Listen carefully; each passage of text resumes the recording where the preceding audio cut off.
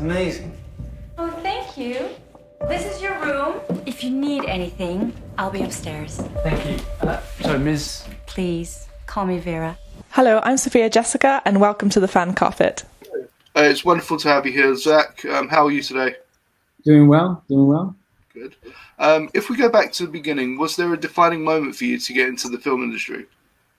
I started as a youth actor in musical theater.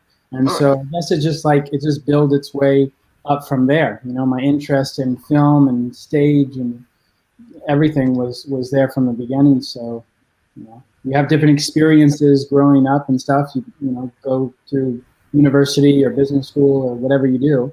But it was always a part of my kind of everyday life of always being interested in the film industry and in the theater world. So starting out in theatre, that's quite different to where you've ended up, isn't it? Yeah, definitely. Kind of being in front of the stage and now back of the stage.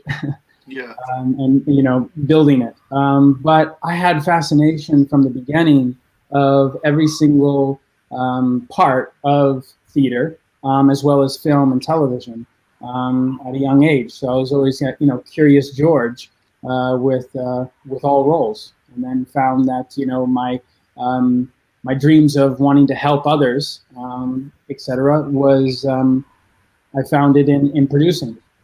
Kind of best of both worlds. The helping of people and giving jobs and giving creative control to the artists and the director and cinematographer, etc., and team, as well as helping out create that vision and stuff like this creatively as well with the team. Awesome. So how did you get involved with the host?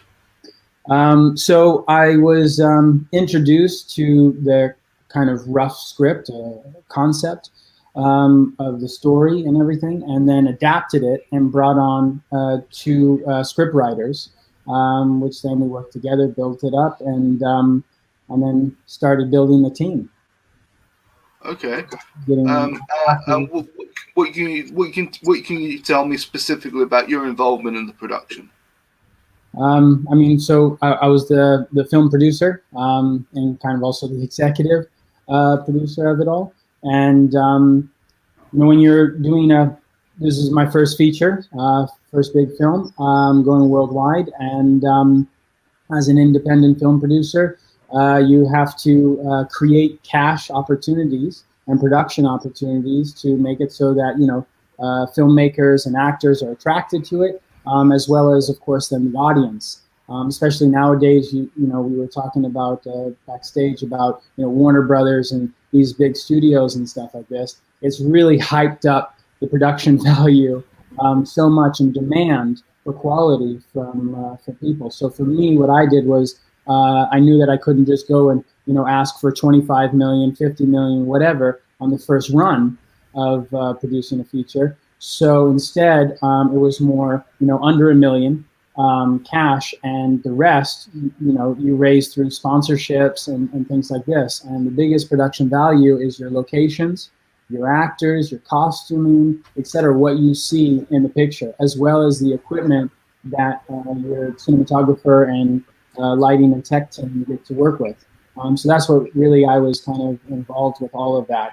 Each department, each team, making sure that they had the best equipment or best locations and actors, etc., that we get to work with. And there were so many great names behind and in front of the camera that love the story, love the vibe of Pro Pictures Productions, myself and the team. That it was a wonderful family that we got to build, and fun making the film, but also it's great that a lot of people watching it that they're responding well to it and enjoying it. Yeah, absolutely. I was talking to Una yesterday, your cinematographer, and she was saying that you were the reason that she joined the production. So I mean that so that faith that is given to you, that's got to be quite encouraging for you as a young producer.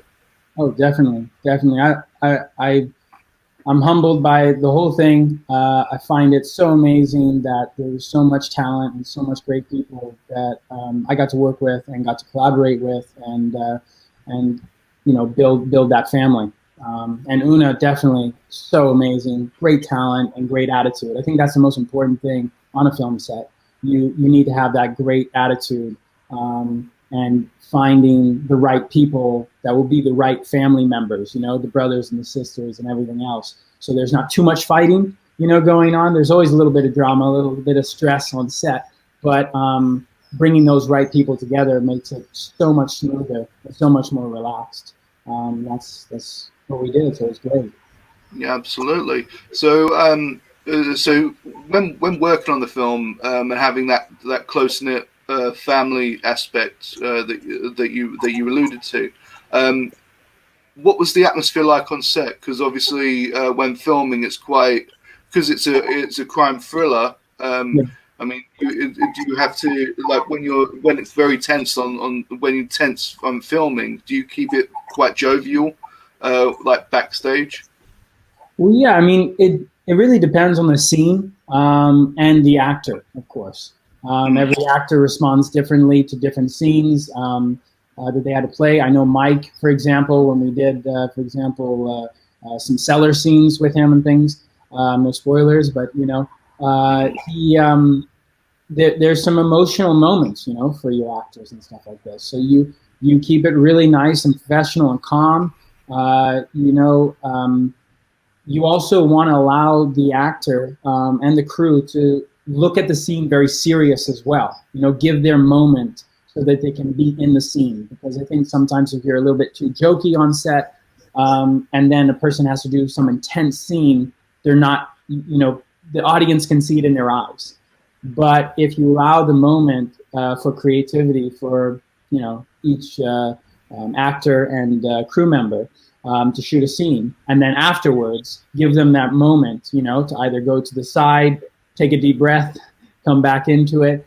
That's what we kind of did. But there were moments of joking around, laughing, and especially for the actors. Sometimes if you have an actor and they keep on messing up the character's name of their own name or the character that they're speaking with, or that they're introducing, and then you find yourself, oh, you got to take it again, and that can be sometimes a little funny. You got to laugh it off and then, get serious again and get back into it. But we pumped this entire film out, filmed it in just a couple days over 5 weeks. So that's quite quick, considering the fact that we filmed in 2 countries, over 6 locations in each country. And so, yeah, we had to be serious, but, have some fun offset as well, and let off the steam. After filming, we had a lot of sponsors and stuff like this, from clubs to whatever, restaurants, etc., giving great spoils to the actors and crew and stuff like this. So the crew could go and jump into that pool, go into, the sauna, go to the gym if they need to after working on such a long hours that we did. Oh, that's awesome. Yeah, and speaking of Mike, I mean, you've assembled an incredible cast with this. Can you just talk about the casting process and how you landed on Mike and Miriam and like Dougie as the perfect people to portray their characters? Oh, definitely. Yeah. I mean, so when you're looking, at the script, you sometimes already visually see a certain actor that you've already seen in films, or if you've done some homework, you see there's a lot of other actors out there, and you kind of picture them when you're reading the script. I had that with some of the characters and stuff like this. Otherwise, you kind of have a look that you're looking for. Mike, for example, was actually recommended by our what became our on-set photographer, and she worked with him before on some other films. And I was describing a kind of look, and we were talking anyway, casually. And Mike came up and showed me a picture, and 2 hours later was talking with him, and we casted him. And then you had like Dougie and Miriam, and their agents, for example, put out their CV, etc., to the casting director, and the casting director was talking with me, and we were talking with other actors as well. But yeah, the kind of look that Dougie had and Mike had, it could be something really cool. And Miriam, being an Emmy award-winning actress, she's the first out of 2 Emmy award-winning actors of the Netherlands. Not only that, but she's talented. She had a great look. She had that kind of soft girl but woman, feel to her. And so, yeah, I was really happy with all the actors and all the people that came on. You've got Tom Wu, Togo Eregawa, so many other great, to me, legends, Derek Jackery, Jeroen Kerbey, that just came on, and it was so great to work with them and cast them and have them a part of this low budget, but quite nice big production. Absolutely.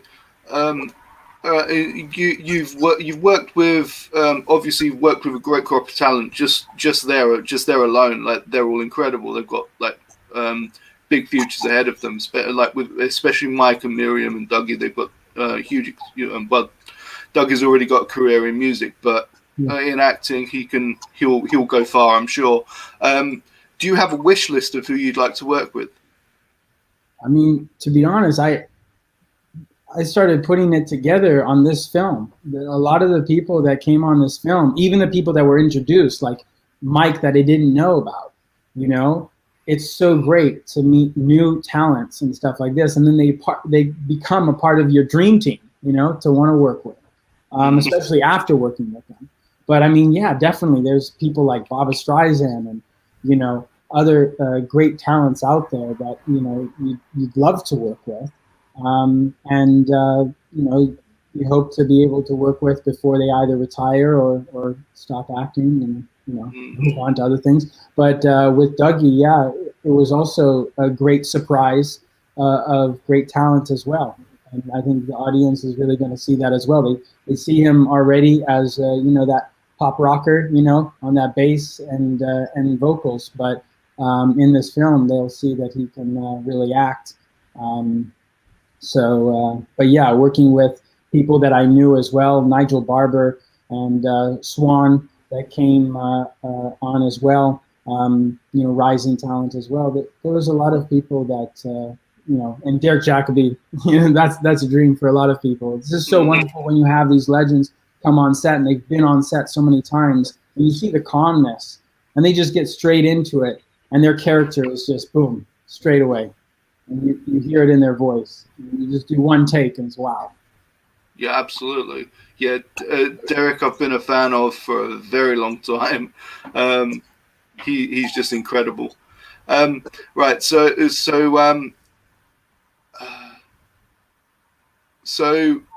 is there a book or something that you're a fan of that hasn't been adapted to film or TV yet that you'd like to be a part of? Yeah, actually, there's a book I read when I was younger, when my father was in hospital and stuff like this. I just came out of a coma, and actually, I have the book with me.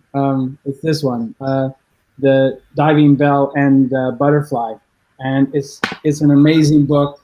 And the man who wrote it had actually the same thing going on as my father, and he wrote the book with his secretary, blinking his eyes to every letter.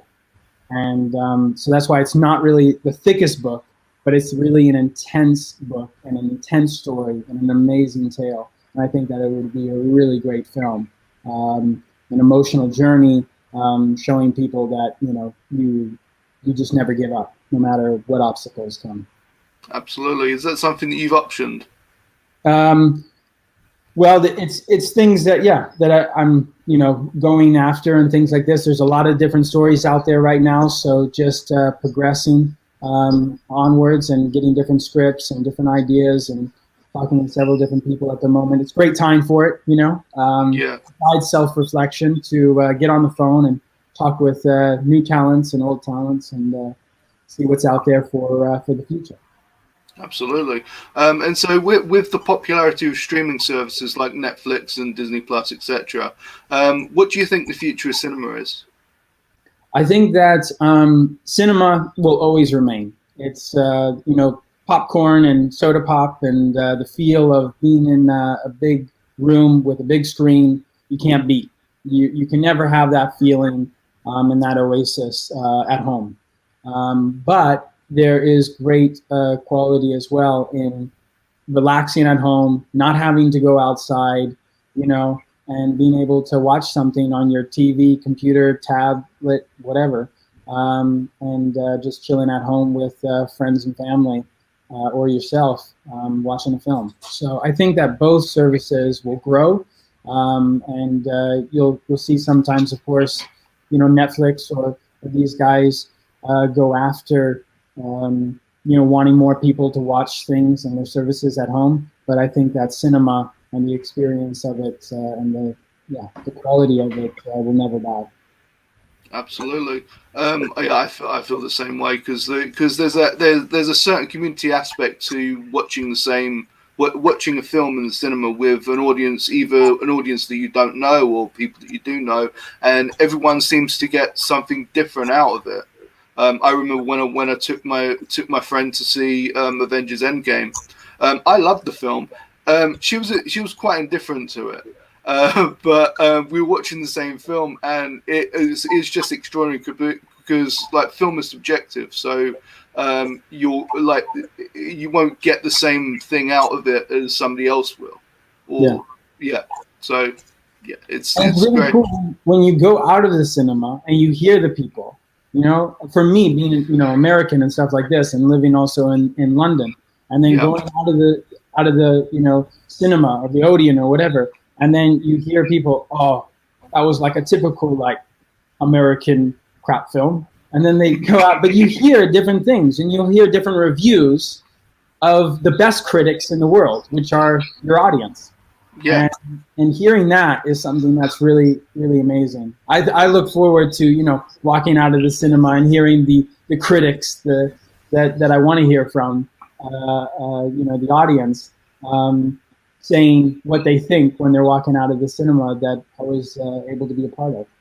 Absolutely. And speaking of the audience, what are you hoping audiences will take away from the film once they see it, once they get a chance to see it? I think it has so many different onion layers and so many ins and outs of storytelling parts for all the characters that are in it, that I really would think that the best thing to take away from it is when you're going down a certain road and you come to a crossroad of decision making in life, make sure that you're taking one that won't kind of lead you into a spiraling effect of bad choices and things like this. It's when our parents go and bring us up and say, "Hey, reflect, look at your choices and what you're making. Think before you act. Think before you speak." These are things which are really important, and our characters and different characters show the kind of what if scenario that our parents always tell us. Hey, if you walk down the dark alley, this is what's going to happen. So. Yeah, Mike does a lot of deplorable things, especially in the beginning, and not to give anything away, but Jonathan wrote in his, and I think it's quite an apt description. He talks about a rabbit hole and going deeper and deeper and deeper. It's just incredible. Okay, well, I'm going to leave it there. Thank you so much for your time today, Zach. It's been an absolute pleasure. What are you hoping for the future, like for yourself within your own career? What are you hoping for the future? Just build Pro Pictures Productions and continue producing films and being a part of the production team, maybe executive producers, and just help build more and more families and more films out there to reach worldwide audience. Yeah, absolutely. All right, great. Well, I look forward to everything, and hopefully I'll see you at the CCAs again at some point soon. Definitely. Take care. You too. Bye. Bye. Thank you for watching The Fan Carpet. Please follow us on Facebook, Twitter and Instagram for more content next time. You didn't choose your opponent wisely.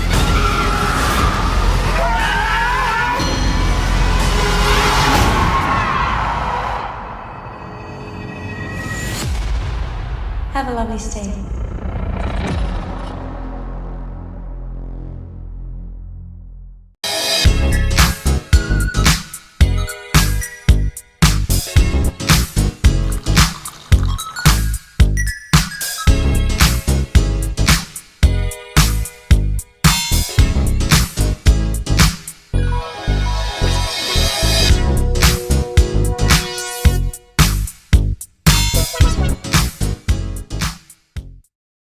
I'm here on the largest of the Balearic Islands, Mallorca, with the turquoise waters of the Mediterranean Sea, beautiful mountainous landscape, the thriving city of Palma, quaint little market towns, a growing number of luxury hotels. It's no surprise that the likes of Audrey Hepburn and Elizabeth Taylor like to holiday here. So come and join me as I take you round Mallorca.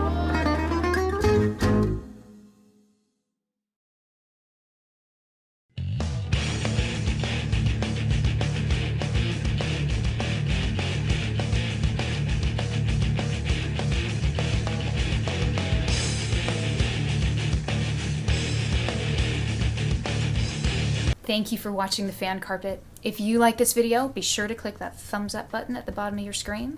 And also be sure to subscribe to the Fan Carpet YouTube channels. They're absolutely free and so much fun too. Be sure to check out the official website, thefancarpet.com. Also, you can follow us on Facebook, Twitter, and Instagram to stay up to date with reviews, competitions, the latest news, and so much more.